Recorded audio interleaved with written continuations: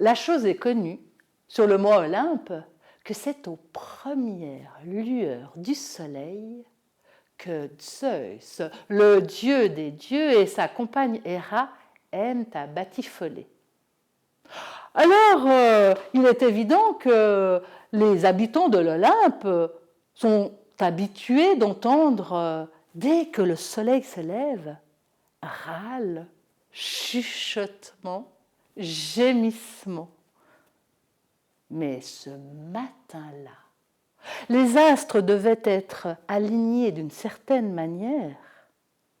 Zeus et Héra faisaient un tel tintamarre que les dieux, les déesses, les demi-dieux ne peuvent s'empêcher de monter, voir ce qui se passe.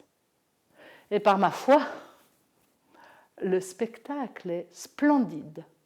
Tous les dieux sont assis sur des nuages et observent le couple divin qui, ensemble, arrive au plaisir suprême, dans du tonnerre, dans des éclairs.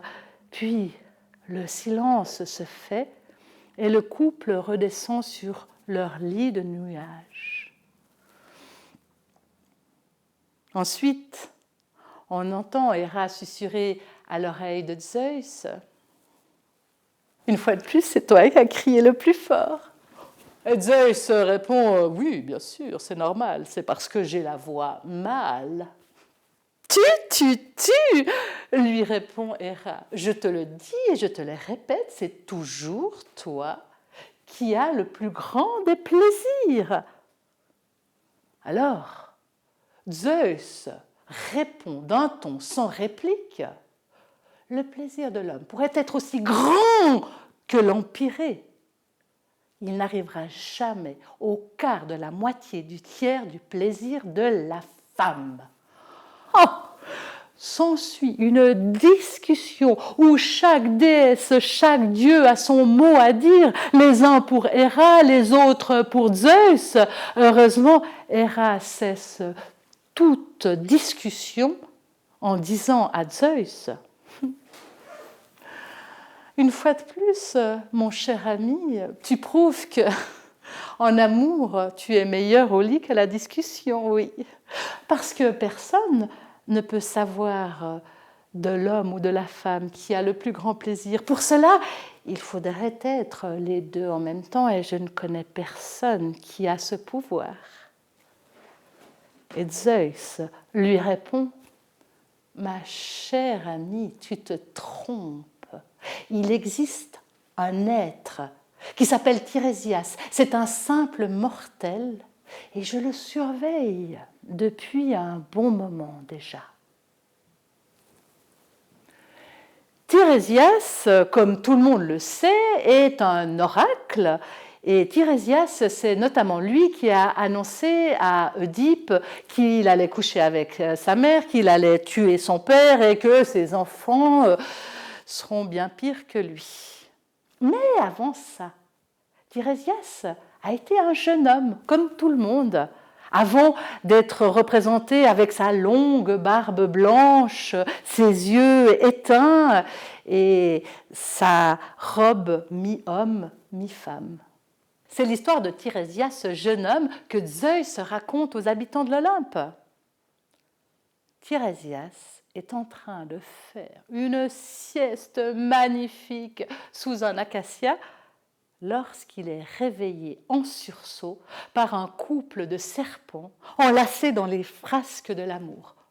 Effrayé, Tirésias trouve un bâton et tape sur les deux serpents, tuant la femelle sur le coup. Le mâle, désespéré, se jette sur Tirésias, lui jette son venin et le maudit à tout jamais. Lorsque Tirésias se réveille, il se rend compte que c'est une femme. Et il se dit, par ma foi, il y a bien pire comme malédiction, et le voilà qui s'en va vivre sa vie de femme. Il la vit bien, et je n'en dirai pas plus. Mais au bout de 7 ans, Tirésias revient sous l'acacia, cherchant 2 autres serpents qu'il trouve, et cette fois-ci, il tue le mâle. Et la femelle désespérée lui jette son venin et le maudit à tout jamais. C'est ainsi que Tirésias redevient un homme. Et chaque 7 ans, Tirésias devient homme ou femme grâce au serpent. Et c'est ainsi que finit l'histoire de Zeus. Les habitants de l'Olympe ont les yeux brillants du désir de rencontrer cet être exceptionnel. Aussitôt, on appelle Hermès pour aller le chercher. Et bientôt, voilà Tirésias au milieu de l'assemblée. Il est dans son état d'homme. Et lorsqu'il voit tous les habitants de l'Olympe, l'œil amusé et concupiscent, il comprend très vite pourquoi il est là. Et sans qu'on lui pose aucune question, Tirésias prend la parole et dit « Le plaisir de l'homme pourrait être aussi grand que l'empyrée, il n'arrive pas à la moitié du quart, du tiers du plaisir de la femme. » Qu'est-ce qu'il n'a pas dit là ? Voilà Héra qui se lève, furieuse, qui s'approche de lui et qui lui dit « Comment oses-tu, homme, dire une chose pareille, toi qui as la chance de vivre une chose aussi exceptionnelle ?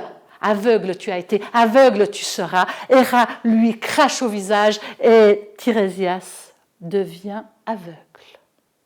Héra, toujours furieuse, s'en retourne dans ses appartements, suivie par tous les habitants de l'Olympe, laissant le pauvre Tirésias et Zeus désespéré. Zeus qui ne peut rien faire contre ce que sa femme a fait, si ce n'est donner à Tirésias le don de voyance pour se faire pardonner. Il prend un peu de salive, en met sur les yeux de Tirésias, et voilà qu'il retrouve la vue, mais la vue intérieure. Les voilà seuls. Zeus ne peut s'empêcher de demander à Tirésias « Dis-moi, tu as dit la vérité ?» Et Tirésias lui répond « Mais bien sûr !» Alors Zeus se met à réfléchir, puis demande à Tirésias « Mais dis-moi, il y a une chose que je ne comprends pas. Si c'est tellement extraordinaire d'être une femme, pourquoi tu redeviens homme tous les 7 ans ?»